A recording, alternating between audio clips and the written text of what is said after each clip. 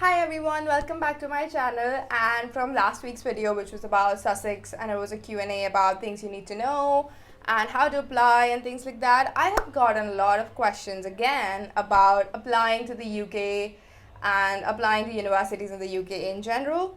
So I thought I'd make a dedicated video about how to apply to universities in the UK, how I did it almost about 3 years ago, and all the information that you'll probably need. So stay tuned for all of that in this video. Okay.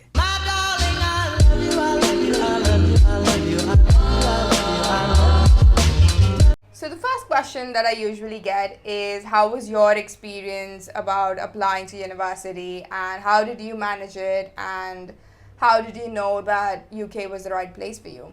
So to answer it all, I'd say I had the best people helping me. So I went to this agency called GateAway Abroad India, and they helped me with my application, with Ucas, with getting housing, with my visa applications, and literally everything that I was worried about.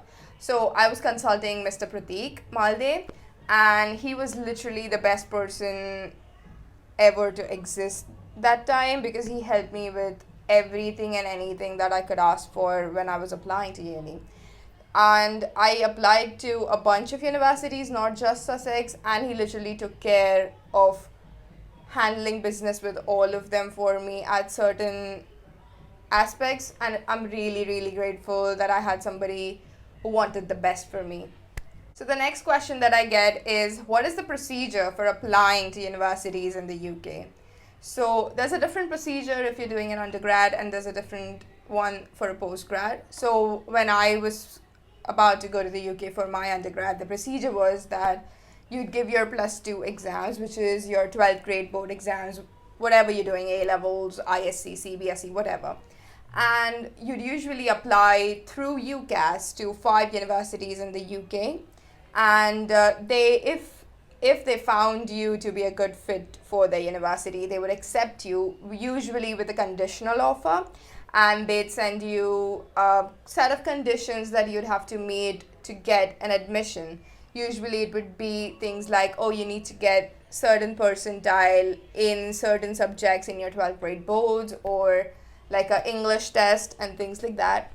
And similarly, I got mine. And then I also had a bunch of interviews and meetings with staff at particular universities. It was like mini interviews, 15-20 minutes. And when you give your boards, you get your results, and then you get the said score from the conditional offer, and then you send it back to them, and they approve your admission. You pay a small deposit fee, and you get your CAS, which is your confirmation of acceptance of study, to study at that particular university. On getting the CAS, you can apply for your visa and you get to university. I know it sounds very simple. It actually is very simple if you have the right people helping you, and I had the best. So if ever in your life you're thinking about going abroad and studying there, or just need help figuring out where you should be going for what your career of interest is, I'd say Mr. Pratik is your answer, and I would vouch for him any day of my life. So yeah, again, for masters you usually don't have CAS, the UCAS thing. So what happens is, for masters you directly apply to the universities that you're interested in, and then they accept you based on your graduation and your scores and other activities that you've done, or maybe interviews. It depends from university to university. It also depends on what kind of a postgrad are you pursuing. If you're doing a research postgrad, or you're doing a taught one, which like a taught postgrad, and yeah, you directly apply to universities. And again, it sounds difficult. It's very easy. It's not that giant pain that it seems to be. So yeah. The next question I get, and a lot of people don't know this, is what is clearing and how to apply. So what happens is, usually universities have a set number of students that they want in each batch. So if suppose I was doing math and they needed 50 people in a class, if they got only 30 applications, during clearing they would take those 20 places that they have left and advertise it, so that people who had not accepted applications from other universities or hadn't secured an admission into any other universities could apply. Usually the scores are lowered a bit, the threshold scores are lowered a bit, or some additional training is to be done and things like that. So usually clearing starts from July until October, and you can apply for clearing through Ucas, or it's also sometimes advertised on the university's website. So if you were looking for a particular university, maybe wait for clearing and then apply if that course comes through. Another question that I usually get is, what is Ucas and how do you apply? So Ucas is a UK universities portal, and you can send your applications through it. Usually what you do is you apply for 5 universities and 5 courses that you're really interested in, and you list them down and send your applications through. Then you get a reply from the university stating if they're happy to have you there, or you might need to meet some conditions to be accepted and things like that. And then when all of their results are in, you choose one university which is your firm choice and one university which is your backup choice. So if you get into your firm, the admission automatically goes ahead and you get into the university. If you fail to meet conditions with your firm choice, then you consider your backup choice or the other universities that you've applied to. And that is how the whole Ucas portal works. And I'd say it's a fairly easy system to go ahead with. And again, for me, I had help with even doing Ucas from Mr. Pratik, which was, again, very, very easy for me. So, yeah. The next question I get is how to choose a good university. How do I know I'm going to have fun or I'm going to enjoy being at the particular university or things like that? So I had a lot of things that I considered before applying to all of these universities. Firstly, what I considered was the course.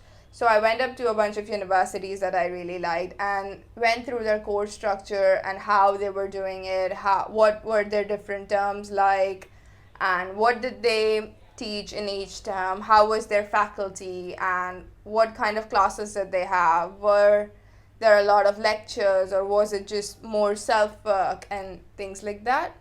And then the next was rankings. To be honest, rankings is not that fundamental, but obviously it's a good way to compare to universities and see how they're doing in terms of ranks in the UK and in the world. So I did that, and then I again looked at the faculty in general. So if I was doing, like I'm doing pharmacy, then I would go and look up the faculty that was teaching and what their fields of expertise were and what their teaching careers were and things like that. And also in general, the university, if they had a good students union, what kind of activities did the university offer, what kind of society existed, what kind of how the atmosphere of the university was. The next thing was location. Obviously, where the university is it a city campus, is it a country campus, and what are facilities available around the university. And yeah. Next was finance. I know this order could be different for everybody, but obviously finance, what was international tuition like, how were expenses in the city that the university was, what was estimated weekly spending that I would be doing in order to live there and things like that. The next was if the university was offering any scholarships and if I could apply to them, and if I would be able to somehow also get compensation for some financial spendings that I was doing. The next was climate. Especially in the UK, the south is warmer compared to the north. If you go to Scotland or if you go to Sheffield or universities in the north, it's very, very cold, and personally I don't like cold weather to that extent, so I always wanted to go to a uni London or south because it's warmer and the temperature is more my thing. So yeah, that was another factor that I considered. To consolidate all of this, I went on a lot of tours, virtual tours, asked a lot of questions to people already going to the university or people who had recently graduated, other people who had applied to the same university. And yeah, I think that's best practice, to keep asking questions, because every time you ask something to somebody, you're going to find out something new. And there's going to be things that will make or break your choice for you. The last question for this video is how to prepare for university abroad. So the first question that I got when I was preparing is, how are you going to do this? And the simple answer was, I have somebody who's helping me in the first place, so I don't have to worry about a lot of things that I'm going to be doing, that like visas or finance or applying to universities, constantly waiting for applies and reeling between the universities. Pratik Malde did it for me, so I had assurance that I didn't have to bang my head doing all of those things. I had a lot of help, obviously, from Mr. Pratik. But again, it's also important to be mentally prepared to be leaving your life and moving to a whole new city by yourself. You have to prepare physically, mentally, emotionally, financially. And I had help with most of those things, obviously. Mr. Pratik handled my university relaying, helped me with visa and other things. But at the end of the day, there's also a lot of preparing you need to do it by yourself. So when I was applying for my visa, obviously I had to get my gas, go give my visa interviews, wait for my visa, do all of those things. And then when you just land to the UK, you need to get your BRP, which is your biometric residence permit. Because you won't have a visa for the rest of your stay, you're going to need this card to go in and out of the country anytime you need. It's also going to be acting as your identity proof while you're in the UK. So you're going to need to go and collect your BRP as soon as you can. And you need to set up a bank account. You need to get a new SIM card that's going to work perfectly fine with all that you need it to do. With your bank, you're going to have to see if you're going to need a savings account or just a current account, and how it's going to work with linking your home bank account and your UK bank account so that you have a smooth transfer of money and things like that. Another thing with 2021 is you're going to have to see your vaccine passports. I don't know how that's going to work, but you're going to need to get vaccinated before you get to the UK, and you're going to need to take COVID tests when you go, before you leave, after finishing quarantine and things like that. So I guess 2021 is going to come with a whole new set of challenges, and we'll just have to prepare. I think that's all I have for this video, and thank you for watching, and I hope you got a few new bits from this, and see you soon.